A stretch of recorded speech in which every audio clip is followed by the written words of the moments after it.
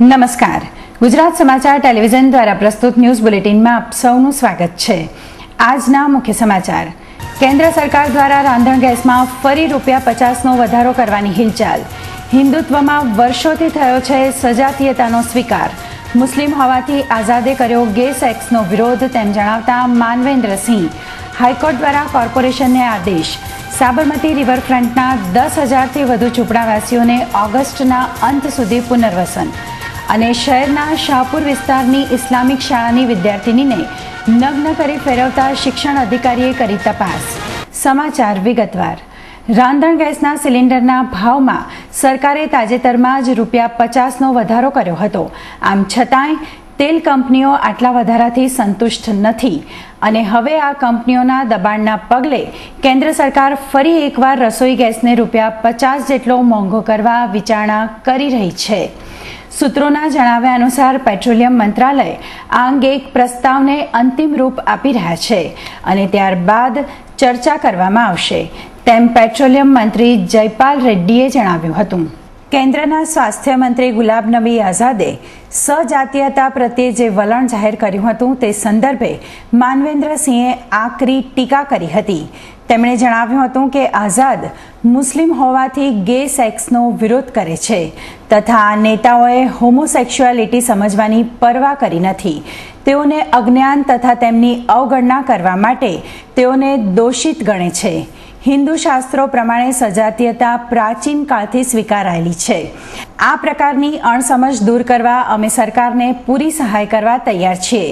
જો કે જુલાઈ 2009માં દિલ્હી હાઈકોર્ટે સજાતીયતાને ગુનો ઠેરવતી કલમ 377 દૂર કરી છે। તેથી હવે તે ગુનો ગણાતો નથી, જેથી તેઓ આઝાદને ધર્મ જુદો હોવાથી નિવેદન કરે છે તથા હિન્દુ ધર્મ હંમેશા વધારે સહિષ્ણુ રહ્યો છે અને જો આવા નિવેદનથી સજાતીયતાને ધ્યાનમાં રાખી HIV એઇડ્સને કાબૂમાં રાખવાના કામ પર પણ માઠી અસર પડી શકે છે। શહેરના મહત્વાકાંક્ષી પ્રોજેક્ટ રિવરફ્રન્ટ પરના દબાણો ઓગસ્ટ સુધીમાં દૂર કરી ત્યાંના રહેવાસીઓને પુનઃવસન આપવા માટે મુખ્ય ન્યાયમૂર્તિની ખંડપીઠે આજે એક મહત્વનો ચુકાદો ઠરાવ્યો છે કે તબક્કાવાર રીતે આ રહીશોને મકાન આપી ત્યાં સ્થાયી કરવામાં આવશે। કોર્પોરેશન દ્વારા ફાળવવામાં આવનાર મકાનો પતિ પત્ની અને તેમના બાળકોના સંયુક્ત નામે રહેશે તેમજ તેના વેચાણ માટે તેમણે કોર્પોરેશનની પૂર્વ મંજૂરી મેળવવાની રહેશે। આજે 2002થી તારીખ 31મી ડિસેમ્બર 2007 સુધીના નવા રહીશોના 4,319 રહીશોને પણ લાભ આપવા માટે હાઈકોર્ટે આદેશ કર્યો છે, જેથી હવે 10,000થી વધુને પુનઃવસનનો લાભ મળશે। આ કાર્યવાહીની હલચલ વિશે હાઈકોર્ટમાં સતત તેની જાણકારી આપવા હાઈકોર્ટે આદેશ આપ્યો છે। નોંધનીય છે કે શહેરમાં કદાચ પ્રથમ વખત આટલી મોટી સંખ્યામાં વસ્તી સ્થાપિતોને પુનઃવસન કરવાનો આ હાઈકોર્ટનો આદેશ છે। હાલમાં કુલ 5,964ને તો આનો લાભ મળી ચૂક્યો છે, જ્યારે હજુ 3,798 પરિવારોને જગ્યા ફાળવવાની બાકી છે। હાઈકોર્ટ હવે સુપ્રીમ કોર્ટની જેમ પાર્કિંગ માટે કડક વલણ અપનાવવા જઈ રહ્યું છે, જે અંતર્ગત હાઈકોર્ટ બાર એસોસિએશનના સભ્યો સિવાય કોઈ પણ વ્યક્તિ હાઈકોર્ટ પરિસરમાં વાહન પાર્ક કરી શકશે નહીં।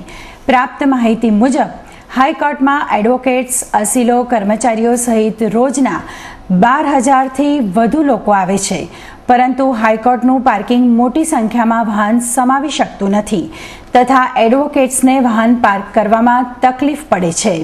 કેટલીકવાર પાર્કિંગની જગ્યા શોધવામાં કોર્ટના કેસ ચલાવવામાં તેઓ મોડા પહોંચે છે, જેથી આ સમસ્યાને નિવારવા માટે બાર એસોસિએશનને વહીવટીતંત્ર સાથે ચર્ચા વિચારણા કરી સભ્યો સિવાય અન્ય લોકોને વાહનોના પાર્કિંગ પર હાઈકોર્ટમાં પ્રતિબંધ મુકાશે।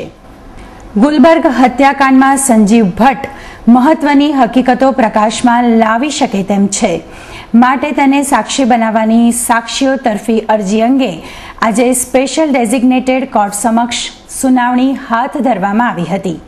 ઉલ્લેખનીય છે કે મુખ્યમંત્રી મોદી પર ગંભીર આક્ષેપો કરનાર આઈપીએસ સંજીવ ભટ્ટ દ્વારા સુપ્રીમ કોર્ટ સમક્ષ કરાયેલી એફિડેવિટમાં રહેલા કેટલાક તથ્યો પરથી સાક્ષીઓ વતી સ્પેશિયલ ડેઝિગ્નેટેડ કોર્ટ સમક્ષ અરજી કરી એવી દાદ માંગવામાં આવી હતી કે સંજીવ ભટ્ટ આ કેસના મહત્વના સાક્ષી તરીકે હકીકત પૂરી પાડી શકે છે.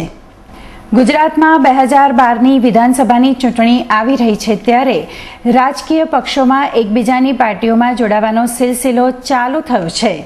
તો આજે ભારતીય જનતા પક્ષના જ અમરેલી જિલ્લાના બાલુભાઈ જીવરાજભાઈ તંતી આજે વિધિવત ભાજપમાં જોડાયા હતા, જેઓને ભાજપ પ્રમુખ આરસી ફળદુએ ખેસ પહેરાવીને આવકાર્યા હતા.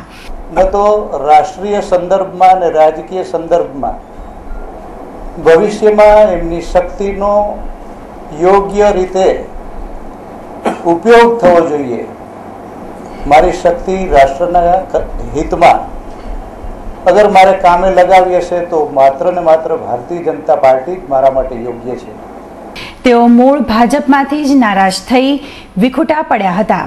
તેઓએ 10મી ગુજરાત વિધાનસભા 1998 થી 2002માં ધારાસભ્ય પદે રહી ચૂકેલ છે.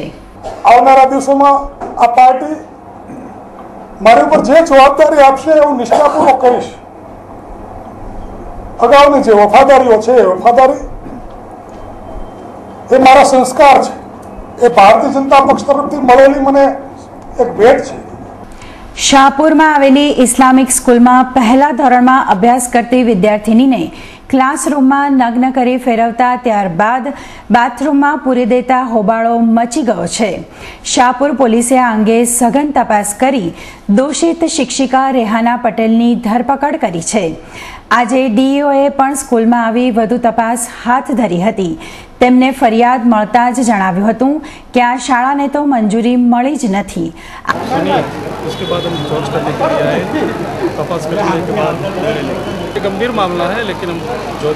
આ સમગ્ર ઘટના બન્યા બાદ શાળા દ્વારા સ્કૂલ પર પોલીસ બંદોબસ્ત ગોઠવાયો હતો તથા સ્કૂલમાં વિદ્યાર્થીઓને અંદર બેસાડી અંદરથી તાળા લગાવી જેલ જેવું વાતાવરણ ઊભું કરાયું હતું, જેથી વાલીઓ ઉશ્કેરાયેલા હતા અને જણાવ્યું હતું કે સ્કૂલ સાથે પોલીસની પણ મિલીભગતના કારણે આ અગાઉ 4 મહિના પહેલા પણ આવી જ ઘટના બની હતી અને આ જ શિક્ષિકા રેહાના પટેલને સસ્પેન્ડ કરવામાં આવી હતી.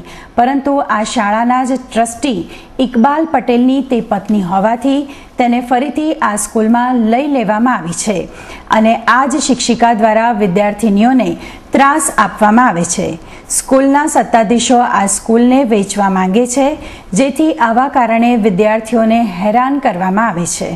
उसका जो कुछ हुआ था वो कल हुआ था, तो उसके बारे में पुलिस स्टेशन गए थे और पुलिस स्टेशन में फरियाद हुई है. पुलिस बंदोबस्त में है, अभी बिल्कुल शांति है. स्कूल में राबता मुजब चालू है. શહેરની વિવિધ કોલેજો શરૂ થઈ ગઈ છે, જેમાં આજે પણ ઘણા ખરા વિદ્યાર્થીઓ પ્રવેશથી વંચિત છે. જેના ભાગરૂપે યુનિવર્સિટી ખાતે NSUIના વિદ્યાર્થીઓ હાથે કાળી પટ્ટી બાંધી વિવિધ બેનરો સાથે પોતાનો આક્રોશ વ્યક્ત કર્યો હતો કે યુનિવર્સિટી કુલપતિને વારંવાર રજૂઆત કરવા છતાંય પ્રવેશથી વંચિત કોઈ વિદ્યાર્થીઓ માટે કોઈ જ પગલાં ભર્યા નથી. અમારે વીસી સાહેબને રજૂઆત છે, વારંવાર અમે આવેદનપત્ર આપેલ છે. છેલ્લા અઠવાડિયાની અંદર અમે 3 વાર આવેદનપત્ર આપેલ છે. તેમ છતાં પણ વિદ્યાર્થીઓને અંગેના કોઈ બી પ્રશ્નનો હજુ સુધી નિકાલ આવેલ નથી. જે લોકોને અમે કીધેલું છે કે પ્રવેશ વંચિત જે વિદ્યાર્થીઓ છે એ યુનિવર્સિટી દ્વારા એક સેલ યોજીને અને કોલેજોમાં એક્સ્ટ્રા સીટોની ફાળવણી થાય અને યુનિવર્સિટી દ્વારા પ્રવેશ કાર્યવાહી ફરીથી ચાલુ કરવામાં આવે. હવે વીસી સાહેબને વારંવાર રજૂઆત કરેલ છે, તેમ છતાં વીસી સાહેબ એના માટે કોઈ પગલાં લીધેલ નથી. તમારી વીસી સાહેબને રજૂઆત છે કે એવા વિદ્યાર્થીઓના ભવિષ્યનું શું? ઓક્ટોબર માસમાં તો પહેલું સેમેસ્ટર પૂરું થયેલ છે, તો 1.5 થી 2 મહિનાની અંદર વિદ્યાર્થીઓ કઈ રીતે આખું સેમેસ્ટર ભણશે? આજે શેર બજારમાં મંદી જોવા મળી હતી. આજે સેન્સેક્સ 18,837 પર ખુલ્યો હતો. દિવસભરની ખરીદદારીને પગલે સેન્સેક્સ નીચો રહ્યો હતો. દિવસ દરમિયાન સેન્સેક્સ 18,694 થી 18,837 વચ્ચે રહ્યો હતો.